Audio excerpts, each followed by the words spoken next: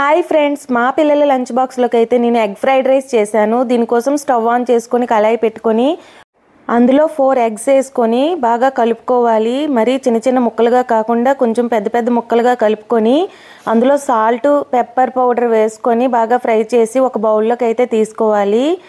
అదే కళాయిలో కొంచెం ఆయిల్ వేసుకొని జీరా, పచ్చిమిర్చి ముక్కలు, వెల్లుల్లి ముక్కలు వేసుకొని ఫ్రై చేసుకోవాలి.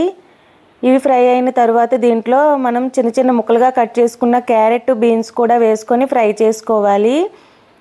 అలాగే దీంట్లో మనం ముందుగా ఉడికించి పెట్టుకున్న రైస్ అయితే వేసుకొని కలుపుకోవాలి. ఇదంతా బాగా కలిసిన తర్వాత దీంట్లో మనం ఫ్రై చేసుకున్న ఎగ్ అంతా వేసేసుకోవాలి. ఇది మొత్తం కలుపుకొని బాగా కలిసిన తరువాత దీంట్లో కొంచెం కసూరి మేతి అయితే వేసుకోండి. టేస్ట్ అయితే చాలా బాగుంటుంది. జీరా పౌడర్, పెప్పర్ పౌడర్, అలాగే గరం మసాలా, మనం ఎగ్లో సాల్ట్ వేసుకున్నాం కాబట్టి రైస్కి తగ్గట్టుగా ఇంకొంచెం సాల్ట్ వేసుకొని మొత్తం మిక్స్ చేసుకోవాలి.